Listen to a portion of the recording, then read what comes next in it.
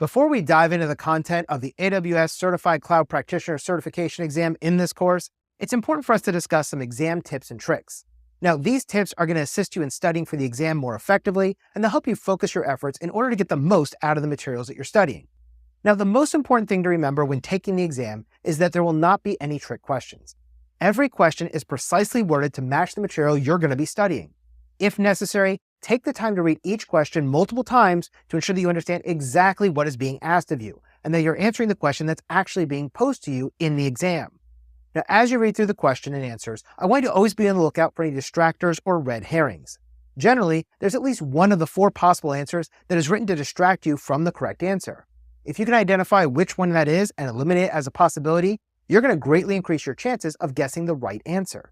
Now, another thing to keep in mind is that if you see a word in the question that's in bold, italics, or written in all uppercase capitalized letters, you should pay really close attention to that word because the test writers think it's extremely important for you.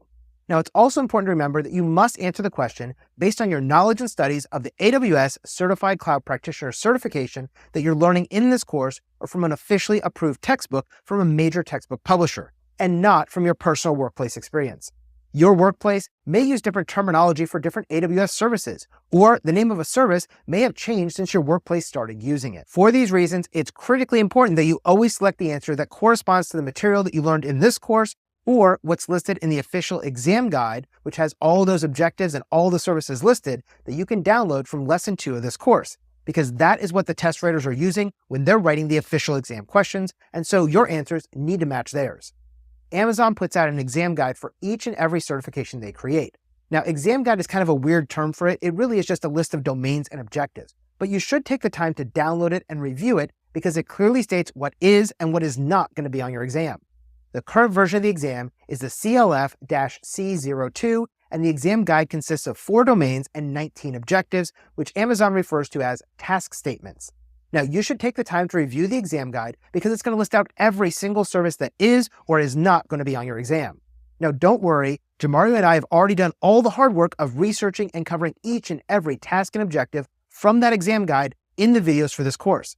But it's always a good idea for you to take a quick look at that exam guide as well and its objectives before you take the test to ensure you're comfortable with all the terms and services that are being listed and remember them from the video lessons that we're going to provide you. Now, on exam day, you should always select the best answer to each question.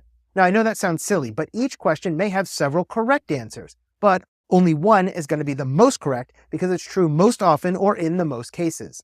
In the world of cloud computing, information technology, and cybersecurity, you're going to find that there really is no 100% correct answers in the real world each and every time because everything is situational.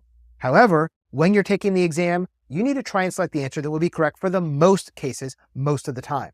If you're unsure, choose the answer that is correct for the highest number of situations, and you'll probably get it right.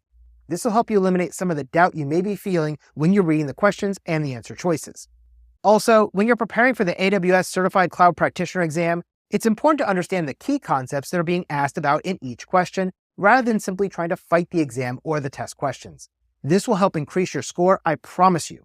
Additionally, you don't need to memorize the terms from this course or the AWS white papers and exam guide word for word, but instead, you need to be able to recognize them from the answer choices given in the questions. During the certification exam, you're going to be choosing the answer from a multiple choice or multiple select style question, not a fill in the blank or essay style question. This is a really big difference from the test you may have taken back in high school or college.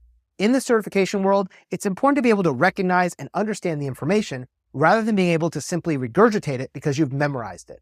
Now, by remembering these exam tips and studying with this course's videos, quizzes, and practice exams, you're going to be less frustrated and increase your chances of success on the real certification exam. So let's get started.